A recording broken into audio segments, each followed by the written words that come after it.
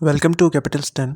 आज की technical analysis की सीरीज़ में हम एनालाइज करेंगे रिफाइनरी सेक्टर से रिलेटेड एक और स्टॉक को विच इज़ अटक रिफाइनरी लिमिटेड। कंपनी का सिंबल है ATRL और इसी सिंबल से ये पाकिस्तान स्टॉक एक्सचेंज पे लिस्टेड है। कंपनी के बिजनेस के बारे में बात करें तो जैसे कि ये रिफाइनरी सेक्टर में लिस्टेड है तो इसका principal business is related to refinery.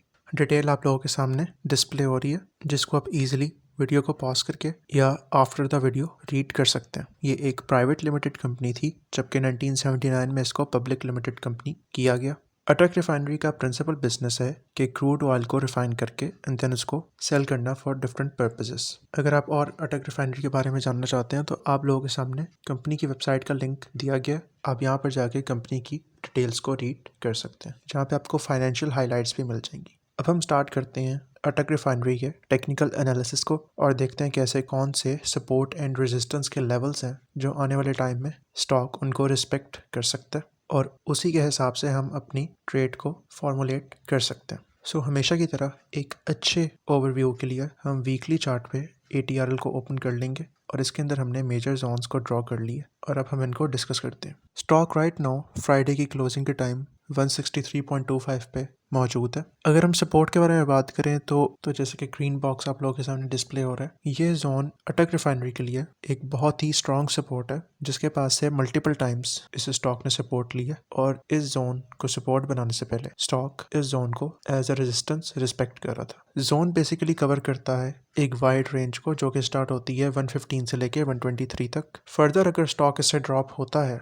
और इस सपोर्ट को बरकरार नहीं रख पाता तो अगला हमें फर्दर सपोर्ट जोन मिलेगा 86.50 से लेकर 93.80 तक का। इसके अलावा अगर हम तीसरे सपोर्ट जोन की बात करें जो कि हमें सिर्फ 2019 एंड 2020 में देखने को मिला था, वो सपोर्ट जोन है 58 से लेकर 62 के प्राइस का। सपोर्ट के लेवल्स को डिस्कस करने के बाद अब हम डिस्कस करते हैं रेजिस्टेंस को। अल्टीमेटली जो करीब तरीन रेजिस्टेंस है स्टॉक को जहां से स्टॉक मल्टीपल टाइम रिजेक्शन ले चुका है वो है 170.85 से लेकर 173.60 का।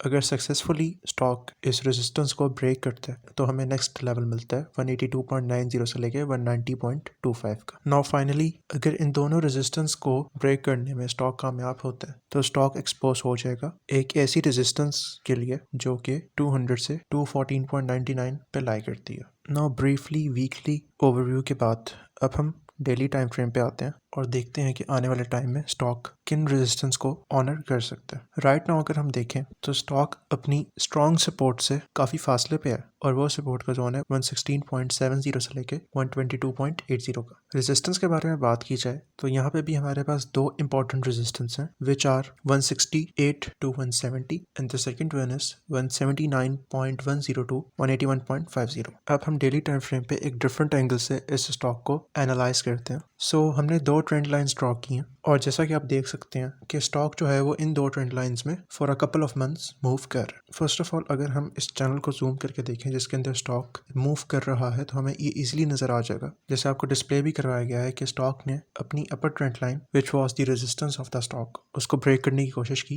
एंड अल्टीमेटली वहां से स्टॉक को रिजेक्शन फेस करनी पड़ी और स्टॉक ने सपोर्ट ली अपनी लोअर ट्रेंड लाइन पे जिसने स्टॉक के लिए एज ए सपोर्ट बिहेव किया और ये एरिया है अराउंड 130 से लेके 135 का। अब हम मौजूदा सूरत हाल में देखें तो यहाँ पे हमारे पास तीन पॉसिबिलिटीज हैं, इनफैक्ट तीन प्रोबेबिलिटीज हैं। पहली तो ये प्रोबेबिलिटी है कि स्टॉक बिफोर अ ब्रेकआउट इसी चैनल में जो कि दो ट्रेंड लाइंस के साथ ड्रॉ किया गया है मूव कर सकता है। अदरवाइज अगर तो इसमें बुल्स अपनी पावर को डिस्प्ले करते हैं तो स्टॉक जैसे कि एक डिमॉन्स्ट्रेशन दी गई है आपको ग्रीन एरो से वैसे स्टॉक में ब्रेकआउट आ सकता है। लेकिन अगर स्टॉक में प्रेशर रहता है due to different economic and political circumstances then it might be possible कि स्टॉक अपनी लोअर ट्रेंड लाइन को जो उसके लिए एज ए सपोर्ट बिहेव कर रही है उसको ब्रेक कर दे और यहाँ से बियर्स कंप्लीटली इस स्टॉक पे डोमिनेट हो जाए। सो डेली टाइम फ्रेम पे हमने स्विंग ट्रेडर्स के लिए एनालिसिस कंप्लीट कर लिया। अब हम आते हैं डे ट्रेडिंग की तरफ विच इज इंट्राडे ट्रेडिंग और उसके लिए हम चार्ट को चेंज करते हैं 15 मिनट्स के टाइम फ्रेम पे और देखते हैं कि और हम देखने की कोशिश करते हैं कि कौन से लेवल्स को स्टॉक टारगेट कर सकता है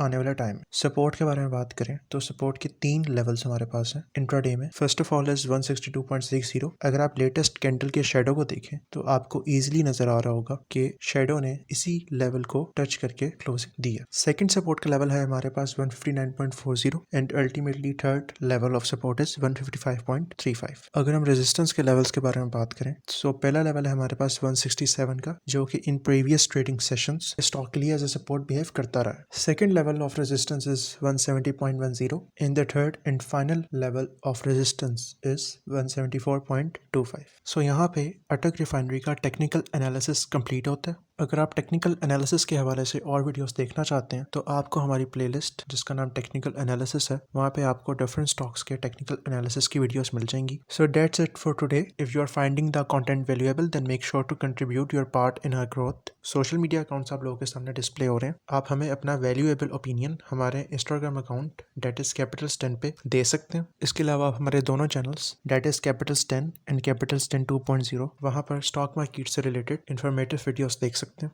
थैंक्स फॉर योर टाइम।